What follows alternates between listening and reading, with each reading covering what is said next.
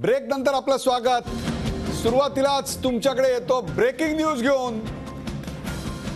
दिल्लीत काँग्रेसच्या जागा आम आदमीकडे, दिल्लीत काँग्रेसच्या जागा आम आदमीकडे, दिल्लीत सत्तेच्या चाव्या आम आदमीच्या हाती। भारतीय जनता पक्ष 29 जागांवर आघाडीवर, काँग्रेस 13 तर आम आदमी पक्ष 26। दिल्लीत काँग्रेसला आम आदमी पक्षाचा जबरदस्त हिसका। ज्या राजकारणात व्यक्तींना चेहरा नव्हता, कोणत्याही प्रकारची बॅकग्राऊंड नव्हती, अशांनी दिल्लीतल्या राजघराण्यातल्या राजपुत्रांना दिलेली सणसणीत चपराक। आपण पाहताय घराघरात चाललेला दिल्लीतला हा झाडू, घराघरात चाललेला दिल्लीतला हा झाडू। दिल्लीतल्या करोल बागेतल्या, साऊथ दिल्लीतल्या मध्यम वर्गापासून ते ओखला, मदनपुरा इथल्या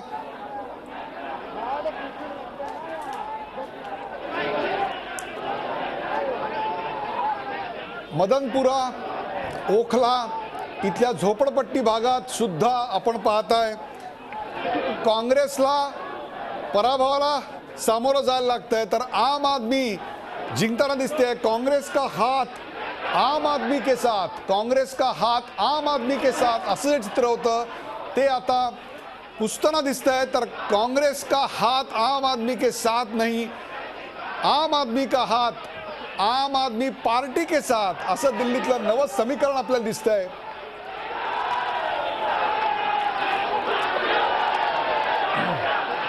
आपण पाहताय दिल्लीतल्या आम आदमी पक्षाच्या समोर, कार्यालयासमोरची हा विजयाचा एक प्रकारे प्रचंड मोठा उत्साह, सळसळती ऊर्जा आता या क्षणाला काँग्रेसच्या कार्यालयासमोर संपूर्णपणे सामसूम आहे।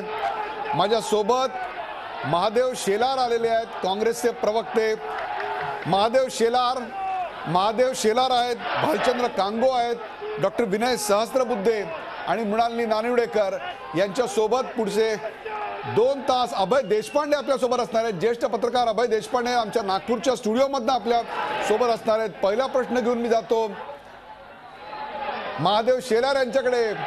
महादेव शेलार, आम आदमीच्या हातात झाडू आला आणि आम आदमीनं तुमचा हात सोडला। दिल्लीनं तुमच्या चेहऱ्यावर एक चपराक दिलेली आहे। शीला दीक्षित सुद्धा पराभवाच्या छायेत आहेत, काय सांगाल?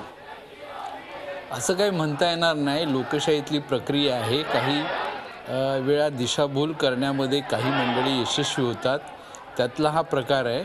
परंतु हे चित्र पुढे असंच राहील याचा मला अजिबात मी याचं म्हणजे होणारच नाही। असं सुरुवातीला ज्या पद्धतीने आमच्या पक्षाची बदनामी नको ते अवगुण चिकटवून करण्यात आली, त्याचा हा तात्पुरता असलेला परिणाम आहे असं मी म्हणेन।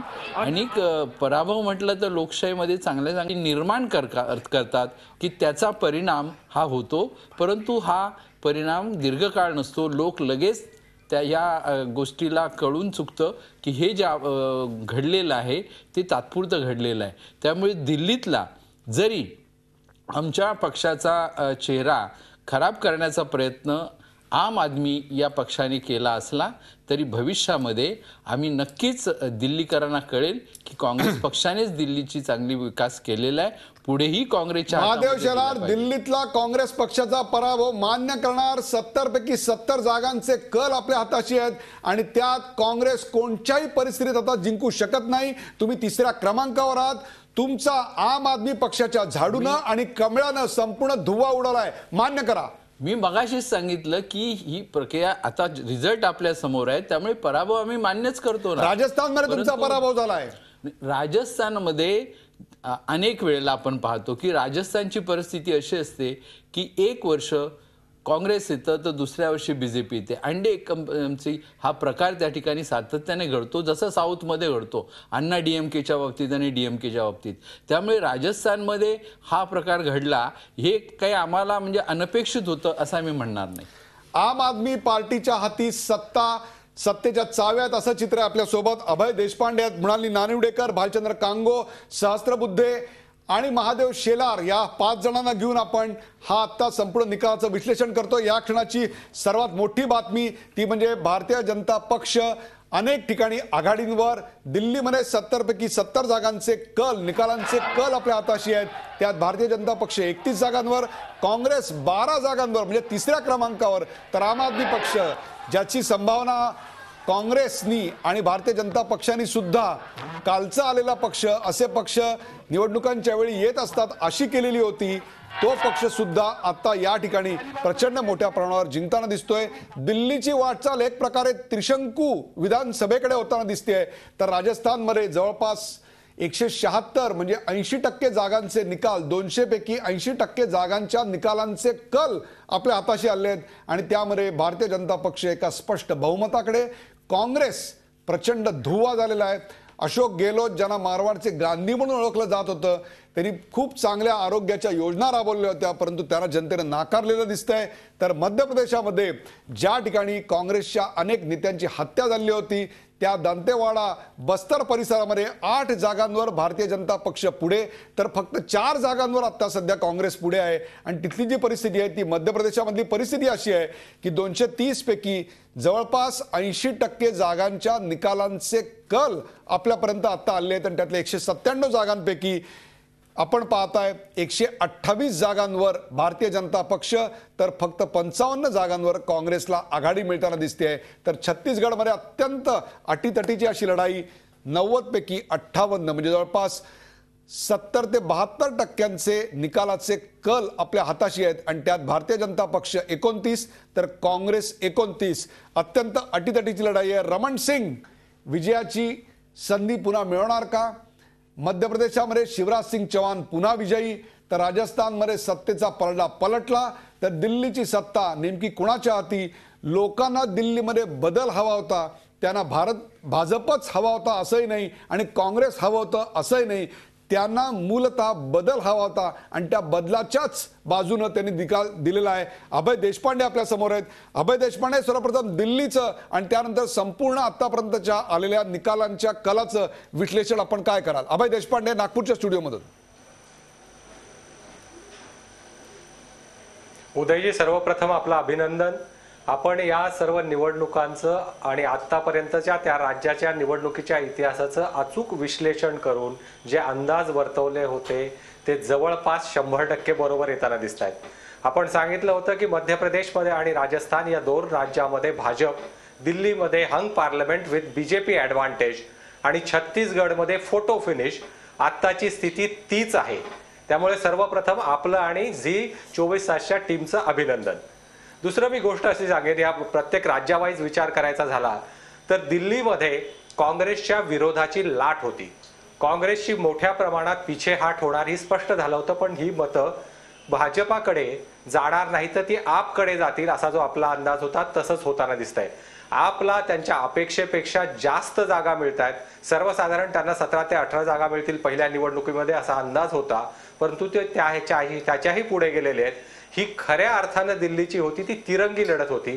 भाजपाने त्यांना मिळालेल्या मागच्या निवडणुकीतली जी 36% मतं होती ती त्यांना तेवढी टिकवता आलीत की नाही हे अंतिम निकालानंतर कळेलच, पण त्यात साधारणतः 2-3% घट झालेली असेल. परंतु ही तिरंगी लढत असल्यामुळे त्यांनी मागच्या वेळेसचा जागा कायम राखणार असं सर्वसाधारणपणे आताचं चित्र आहे. दुसरं मध्य प्रदेशबद्दल बोलाल तर तिथे मध्य प्रदेशमध्ये दिल्लीचा आणखी एक मुद्दा मी सांगतो. या दिल्लीच्या निकालामध्ये काँग्रेसच्या पिछेहाटीला ट्रिपल अँटी इन्कम्बन्सी जबाबदार होती. एक तर त्यांचं या 15 वर्षाच्या राजवटीचा संदर्भातला एक लोकांमध्ये निराशा होती, एक संताप होता, त्यांचा विरोध होता. दुसरं शीला दीक्षित म्हणजे राज्य सरकारचा कारभार आणि केंद्र सरकारचा कारभार या दोन्हीच्या बद्दल नाराजी होती लोकांमध्ये. आणि मागचे जे सिटिंग MLAs आहेत त्यापैकी 43 पैकी 42 लोकांना परत उमेदवारी दिली होती. त्यांच्या विरोधातलाही एक अँटी इन्कम्बन्सी फॅक्टर होता. हा ट्रिपल अँटी इन्कम्बन्सी फॅक्टर इथे काँग्रेसला महागात पडलेला दिसतो हे स्पष्ट आहे. आता यांची कारकीर्द, त्यांचा राज्य कारभार तुलनेने भाजप म्हणजे काँग्रेसच्या तुलनेने चांगला होताच, पण भाजपाच्या अन्य मुख्यमंत्र्यांच्या तुलनेने विशेषतः ज्यांच्या गुजरातच्या आपण कारभाराबद्दल नेहमी बोलत असतो त्यापेक्षाही तो अतिशय चांगला होता. त्याच्याबद्दलचे वाद प्रवाद नव्हते. त्यामुळे यावेळेस भाजपाला तिथे यश मिळणार हे स्पष्टच दिसत होतं. दुसरं कारण होतं की काँग्रेसमध्ये पहिल्यापासून तिकडे अत्यंत विकोपाला गेलेली गटबाजी आहे. आत्ताच्या निवडणुकीतही ज्योतिरादित्य सिंधिया यांना मुख्यमंत्री पदाचा उमेदवार जाहीर करावे की नाही याच्यावर काँग्रेसमध्ये बराच खल झाला. त्याच्यात बरेच मतभेद होते. त्यामुळे निवडणुकीला काही दिवस राहिलेले असताना त्यांना प्रोजेक्ट केलं गेलं, परंतु तोपर्यंत वेळ निघून गेली होती. त्यात दिग्विजय सिंग असतील, अर्जुन सिंगांचे चिरंजीव अजय सिंग असतील, यांचेही फॅक्शन्स होते. त्याचा परिणाम आपल्याला निवडणुकीत दिसतोय. राजस्थानचं बघितलं तर आपण नेहमी कल तर टोकाचा कल येतो तिथे. मागच्या निवडणुकीमध्ये आपण बघितलं त्या निवडणुकीच्या एकदम उलट आता आपल्याला फिगर पाहायला दिसतील असं दिसतंय. राजस्थानच्या गेहलोत यांच्याबद्दल फारशी नाराजी नव्हती, परंतु एकूणच काँग्रेसला तिथे जो फेस पाहिजे होता तो फेस गेहलोत देऊ शकले नाहीत. आणि सेंट्रल गव्हर्नमेंटचं किंवा केंद्र सरकारमधलं जे एक त्या राज्यावर जो प्रभाव जाणवायला पाहिजे होता तोही तिथे जाणवलेला नाहीये. उलट त्याचा महागाई, भ्रष्टाचार या मुद्द्यांचाही फायदा झालेला आहे तिकडे. छत्तीसगडमध्ये म्हणाल तर मधल्या काळात झालेले नक्षलवादी हल्ले याचा मोठा परिणाम झालेला दिसतोय. फोटो फिनिश आपण एक्सपेक्ट केलाच होता तिकडे. आणि बस्तर जिथे मागच्या वेळेस त्यांना साधारणतः 11-12 जागा मला वाटतं 12 पैकी 11 जागा मिळाल्या होत्या, तिथे त्यांची जागा कमी झालेल्या दिसत आहेत. परंतु ही ज्याला काटेकी टक्कर म्हणतो आपण तशा प्रकारची तिथली परिस्थिती आहे आज. ते क्षणाक्षणाला तिथलं चित्र बदलत जाईल आणि फोटो फिनिश प्रमाणे आता ही परिस्थिती आहे. प्रत्येक क्षणी एक पक्ष पुढे जातोय आणि 2 थेट पक्ष असल्यामुळे एक जागा हा डबल इफेक्ट करतो. बरोबर आहे अभय. दुसऱ्या पक्षाची एक जागा वाढत असते या फोटो फिनिश मध्ये. अभय, आपण चर्चेचा हा सिलसिला तुमच्याबरोबर जारी ठेवणार. पुन्हा एकदा पाहूया निकालांचे कल काय आहेत आणि मग जाऊया भालचंद्र कांगो, विनय सहस्त्रबुद्धे, मृणाली नानिवडेकर आणि महादेव शेलार यांच्याकडे. आपण पाहताय दिल्लीमध्ये 70 पैकी 70 जागांच्या निकालांचे कल आपल्याकडे येत आहेत आणि त्यात भारतीय जनता पक्ष 31 जागांवर, आम आदमी पक्ष 25 जागांवर, तर काँग्रेस 11 जागांवर, तर इतर 3 या इतर तिघांच्या आणि त्याहीपेक्षा आम आदमी पक्षाच्या हातात सत्तेच्या चाव्या असणार आहेत. भारतीय जनता पक्ष पूर्ण बहुमतापासून 5 जागांनी मागे दिसतोय. त्यांना पूर्ण बहुमतासाठी 2 जागा कमी पडतात. एक प्रकारे दिल्लीच्या जनतेला बदल हवा होता, परंतु तो बदल ना भाजप होता ना काँग्रेस होता असं चित्र त्या ठिकाणी निर्माण होतंय. त्या ठिकाणी भारतीय जनता पक्षाचे पंतप्रधानपदाचे उमेदवार नरेंद्र मोदी आणि राहुल गांधी या दोघांच्याही सभा झाल्या होत्या, परंतु या दोघांच्याही बाजूनं जनतेनं कौल दिलेला दिसत नाहीये. तर राजस्थानमध्ये 200 पैकी 176 जागांच्या निकालांचे कल आपल्या हाताशी आहेत आणि ते कल असं सांगतायत की भारतीय जनता पक्ष कदाचित 125 जागा मिळवू शकेल, म्हणजेच 2/3 बहुमताकडे. लक्षात घ्या, राजस्थान हे असं राज्य आहे की ज्या ठिकाणी एकदा तामिळनाडू प्रमाणेच राजस्थान हे असं राज्य आहे. तामिळनाडूमध्ये ज्याप्रमाणे कधी द्रमुक, कधी अण्णा द्रमुक, तर पुढल्या वेळेला द्रमुक, अशा प्रकारची परिस्थिती 1960 त्याच्या स्थापनेपासून आतापर्यंतची आपल्याला दिसते. तर तशीच परिस्थिती आता राजस्थानमध्ये आपल्याला दिसते. गेले काही वर्षाचे कल आपण पाहिले, असा मुद्दा त्या ठिकाणी फारसा विचारात घेतला जात नाही. जनतेला सतत बदल हवा असतो. असे काही मतदारसंघ, अशी काही राज्य भारतामध्ये आहेत. महाराष्ट्रात सुद्धा असे काही लोकसभेचे मतदारसंघ आहेत की ज्या ठिकाणी सातत्यानं बदल घडत असतो. उमेदवार कोणीही असो, पक्ष कोणीही असो. तसंच चित्र आता राजस्थानमध्ये दिसतंय. आपण पाहताय 200 पैकी 176 जागांचे कल आपल्या हाताशी आहेत आणि त्यात भारतीय जनता पक्ष 2/3 आघाडीकडे, 125 जागांच्या निकालांचा कल त्यांच्या बाजूनी. तर काँग्रेसचा त्या ठिकाणी धुव्वा उडाला दिसतोय. अशोक गेहलोत, ज्यांना मारवाडचे गांधी म्हणून ओळखलं जात होतं, त्या मारवाडच्या गांधीचाही सरदारपुरा मधून तिथून पराभव होताना दिसतोय. आपल्यासोबत मध्य प्रदेश, याचेही निकाल एक प्रकारे निकालांचे कल आहेत. 230 पैकी 199 जागांचे कल आपल्याकडे आहेत आणि त्यात भारतीय जनता पक्ष 133, म्हणजेच ज्याला आपण लँडस्लाइड विक्ट्री अशा प्रकारची विक्ट्री म्हणतो, ती त्यांना मिळताना दिसतेय. तर काँग्रेस 53, काँग्रेसचा सर्वात पुअर परफॉर्मन्स त्या ठिकाणी दिसतोय. 2003, 2008 आणि 2013 याची कंपॅरिझन मी आमच्या PCR डिपार्टमेंटला सांगतो की त्यांनी ती लवकरात लवकर आपल्या समोर ग्राफिक्सच्या माध्यमातून आणावी. छत्तीसगडमध्ये काटेकी टक्कर ज्याला म्हणता येईल तशी स्थिती आहे. 90 पैकी 62 जागांच्या निकालांचे कल आपल्या हाताशी आहेत आणि त्यात भारतीय जनता पक्ष 32, मार्जिनली अत्यंत छोट्या अशा मार्जिननं काँग्रेसपेक्षा पुढे आहे. त्या ठिकाणी ती टक्कर आहे. मृणाली नानिवडेकर, मला हाच प्रश्न विचारायचा आहे की यानंतरच्या काळामध्ये हेच जर भारताचे आत्ता या 4 राज्यांचे निकाल आहेत असं आपण धरलं तर तुम्हाला काय वाटतं, राहुल गांधी यांच्या पंतप्रधान पदाच्या उमेदवारीला किंवा त्यांच्या नेतृत्वाला कुठेतरी चॅलेंज केलं जाईल, तर नरेंद्र मोदी यांच्या नेतृत्वावर सुद्धा एक प्रकारे पूर्णपणे विसंबता येणार नाही. कारण नरेंद्र मोदींची जादू मध्य प्रदेशात चालली असं म्हणता येणार नाही, कारण तिकडे शिवराज सिंग चौहान यांचं काम होतं. तर छत्तीसगडमध्ये त्यांच्या रॅलीला असलेली उपस्थिती हाही भारतीय जनता पक्षाच्या दृष्टीनं चिंतेचा विषय होता. रमण सिंगांनी अन्न सुरक्षा विधेयक आणून सुद्धा ते पराभवाच्या छायेत दिसत आहेत. तर अप्रतिम अशी हेल्थ स्कीम, आरोग्य सुविधा देऊन सुद्धा आपल्याकडे राजस्थानमध्ये अशोक गेहलोत पडताना दिसत आहेत. दिल्लीमधलं प्रदूषण कमी करणाऱ्या शीला दीक्षित एक प्रकारे पराभवाच्या छायेत आहेत. देशाचा मूड नेमका कसा आहे आणि त्याचा लोकसभेच्या येणाऱ्या निवडणुकांवर काय परिणाम होईल? 4 राज्यातले निकाल लक्षात घेतले तर देशाचा मूड हा काँग्रेस विरोधातला आहे हे नाकारून आता चालणार नाही. पण त्याच वेळेला हे लक्षात घेतलं पाहिजे की या 4ही राज्यात तिसरी आघाडी नावाने ओळखले जाणारे जे पक्ष आहेत, जे राष्ट्रीय राजकारणात प्रचंड महत्त्वाची भूमिका गेली काही वर्ष सातत्याने बजावतायत, ते कुठेच नाही आहेत.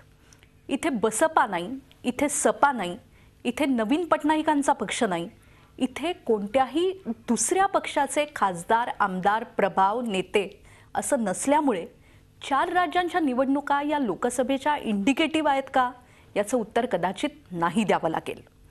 मोदीत्व हे समोर आलेलं आहे, काँग्रेसला नाकारलं गेलेलं आहे, हेही तितकंच वास्तव आहे. पण त्याचबरोबर या बाकी पक्षांशी भाजपचे संबंध कसे असतील, दक्षिणेच्या राज्यांमध्ये मोदी काही करू शकतील का, या सगळ्या प्रश्नांची उत्तरं भाजपला आत्मपरीक्षण करून शोधावी लागणार आहेत. त्याच वेळेला आम आदमी पक्षाबरोबर यातला कोणीही उमेदवार आम्हाला पसंत नाही हे बटन जर देशातल्या लोकांनी दाबायला सुरुवात केली तर ती देखील देशासमोरची, भाजपसमोरची एक मोठी समस्या असू शकेल. कारण लोकांना भ्रष्टाचार नको आहे हे दिल्लीच्या निकालांनी दाखवून दिलेलं आहे. मला असं वाटतं की सध्या काँग्रेसला नाकारल्याची जरी स्थिती असली तरी भारतीय मतदारांनी एक मोठं कोडं या निकालांनी समोर आणलेलं आहे. ते कोडं कसं उलगडत जाईल याचं कदाचित चित्र दुपारपर्यंत स्पष्ट होईल. पण भारतीय जनता पक्षाला प्रचंड मेहनत घ्यावी लागणार आहे.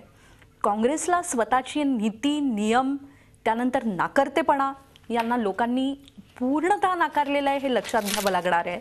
आणि पुढचे 5 महिने प्रत्येक पक्षासाठी अत्यंत महत्त्वाचे ठरणार आहेत. आणि त्याच वेळेला हिंदुत्व, मोदीत्व, विकास हे सगळे मुद्दे ऐरणीवर येणार आहेत. पण या स्थितीत शेलार असतानाही मी म्हणू इच्छिते की सोनिया गांधी यांचं जे आम आदमीचं राजकारण आहे, त्या आरोग्याच्या सेवा असतील, त्या अन्न नागरी सुरक्षा विधेयकासारखे प्रश्न असतील, त्यांच्या ऐवजी मोदींचं महत्त्वाकांक्षेला खतपाणी घालणारं, ही महत्त्वाकांक्षा मी धार्मिक म्हणत नाही, तर ही महत्त्वाकांक्षा अत्यंत संपन्न जीवनाची आकांक्षा निर्माण करण्याची आहे. तो मुद्दा लोकांनी स्वीकारलेला आहे. आणि आम आदमी पार्टी नावाचं एक नवीन कोडं जे मतदारांना आम्हाला तुम्हीही नको आहात, तुम्हीही नको आहात. आपल्यासोबत राजीव शुक्ला आहेत. राजीव शुक्ला दिल्लीच्या आमच्या प्रतिनिधीशी बोलतात. बघूयात राजीव शुक्ला काय म्हणतात. काँग्रेसचे दिल्ली में उनका जादू नहीं चला, मोदी तो नहीं चलेगा, राहुल नहीं, राहुल जी को इसमें तुलना करने से कोई मतलब ही नहीं. राहुल जी तो सब जगह जब हर राज्य में कंपेन करने जाते, कोई अपनी कमान हो थोड़ा किसी एक राज्य की उन्होंने ली, ये तो कमान लेके घूम रहे थे. और दिल्ली में क्या हुआ, कांग्रेस दिल्ली में देखिए 15 साल से कांग्रेस है, कोई आज से नहीं है. 3 बार लगातार जीते, तो 15 साल के बाद एंटी इनकम्बेंसी फैक्टर इतना स्ट्रांग हो जाता है कि उसका फर्क पड़ता है, इसमें कोई शक नहीं. लेकिन इसके बाद भी मैं ये कहता हूं कि हमारे वोटों को आपने बहुत काटा, और जो हमारा उस तरह का वोट था कमजोर वर्ग का, उसको आपने काटा, और उसकी वजह से जो है हमें ये नुकसान होगा. कांग्रेस पार्टी हार गई रहेगा, आप लोकसभा चुनाव में इसका असर रहेगा. हमें तो ये मुश्किल लगता है, तो सिर्फ कयास और अटकलबाजी है. हमें तो बात बिल्कुल मुश्किल लगती है, क्योंकि अलायंस जो नीतियों में होते हैं, जहां नीतियों के आधार पर अलायंस किए जाते हैं, लेकिन बाकी तो पार्टी हाईकमान के ऊपर होता है. लेकिन मुझे मुश्किल लगता है. सर, ये तो माने कांग्रेस पार्टी को नकार दिया लोगों ने.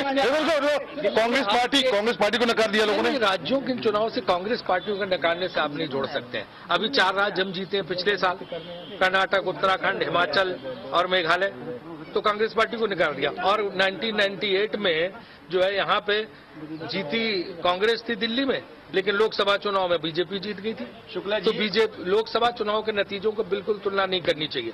लोकसभा चुनाव में हमेशा दूसरे किस्म के नतीजे आते हैं क्योंकि मतदाता दूसरे ढंग से वोट करता है। शुक्ला जी, चुनाव के एक हफ्ते पहले ही दिल्ली में लगने लगा था मानो कांग्रेस ने अपनी हार मान ली है। सोनिया, राहुल, इन लोगों ने सभाएं करनी बंद कर दी। आपको क्या लगता है कि वो प्लानिंग के हिसाब से सभाएं थी, अपनी तरफ से कोई बंद नहीं करनी थी। प्लान जितनी वो करती उतनी करती, कोई उसमें ये नहीं था कि वो कोई वहाँ का इंचार्ज बन के जैसे कोई जुट के सभाएं कर रहा हो, जैसे मोदी जी हर नुक्कड़ सभा कर रहे थे, उस टाइप नहीं था हमारे यहाँ। मिजोरम तो जीतेंगे ना, उम्मीद है सर, मिजोरम जीत जाएंगे।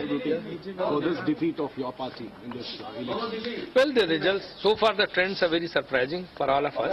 We are still watching the results because those are trickling down gradually, and by 12 o'clock or 1 o'clock the picture will be much clearer. But Madhya Pradesh and Rajasthan definitely, I mean, we are lagging behind, trailing behind. And we were expecting more seats in Madhya Pradesh. Particularly, we were thinking of somewhere close to 90 to 100, at least from our assessment. But let's see how it goes. Chhattisgarh, we are still neck to neck. Fight days neck to neck fight. We are still in race. तिकडे आपण पाहताय राजीव शुक्ला नेमकं काय म्हणलेले आहेत, काँग्रेसच्या पराभवाची त्यांनी मीमांसा काय केली ती आपण ऐकलीत. आपण जातोय भालचंद्र कांगो यांच्याकडे. भालचंद्र कांगो, आता देशाचा मूड काय आहे, याचं काय विश्लेषण आहे, हा प्रश्न मी तुम्हाला अशा करता विचारतोय की भ्रष्टाचाराच्या विरोधात असलेली, बलात्काराच्या विरोधात असलेली जी दिल्लीची मतं आहेत ती भाजप आणि त्याहीपेक्षा सुद्धा काँग्रेसकडनं विभागन झालेली दिसतात. गुजरातचा आणि राजस्थानच्या बॉर्डरचा जो इलाका आहे त्या बॉर्डरच्या इलाक्यामध्ये प्रचंड मोठ्या प्रमाणावर मोदींची मतं मिळाली दिसतात.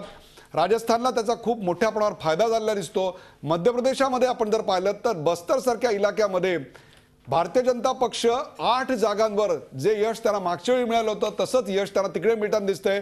काँग्रेसला तिकडे त्यांच्या नेत्यांच्या हत्या झाल्याचा काहीही फायदा आपल्याला झालेला दिसत नाहीये.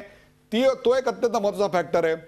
सोशल मीडियाचा प्रभाव नेमका काय होता. अण्णांनी आम आदमी पक्षाची साथ सोडल्यानंतर सुद्धा आम आदमी पक्षाला एवढं मोठं यश मिळतंय. हे सगळं पाहता आत्ता देशाचा मूड आणि लोकसभेच्या येऊ घातलेल्या निवडणुकांच्या निकालावर त्याचा काय परिणाम होईल, प्रत्येक राजकीय पक्षाला नेमका काय धडा घ्यायचा आहे, काय सांगाल आता? 4 निष्कर्ष मला वाटतं या संदर्भात आपण काढू शकतो. पहिला निष्कर्ष असा आहे की देश या 4 राज्यांमध्ये काँग्रेसच्या विरोधात लोक गेलेले आहेत. छत्तीसगडमध्ये जरी काट्याची फाईट असली तरी मागच्या वेळेस देखील बीजेपी आणि काँग्रेस यांच्यामध्ये मतांचं आणि जागांचं मार्जिन याच्यामध्ये फारसा फरक नव्हता. उलट छत्तीसगडमध्ये काँग्रेसचं सगळं नेतृत्व हे मारलं गेल्यामुळे काँग्रेस नेतृत्वहीन झालं होतं आणि त्याचबरोबर रमण सिंगांचा एकंदरीत परफॉर्मन्स चांगला असल्यामुळे छत्तीसगडमध्ये सरळ वॉकआउट होईल, सरळ वॉकओव्हर मिळेल बीजेपीला, असं जे चित्र होतं ते काँग्रेसनी पालटलेलं आहे आणि बीजेपीच्या दृष्टीने ही चिंताजनक गोष्ट आहे. म्हणून पहिला निष्कर्ष असा की काँग्रेसच्या विरोधी वातावरण आहे असं जे आम्ही सगळे सांगतो आहोत आणि म्हणून येणाऱ्या लोकसभेमध्ये काँग्रेसचं राज्य येणार नाही हे विश्लेषण अधोरेखित करणारे निकाल आहेत. हे झी 24 तास एक पाऊल पुढे.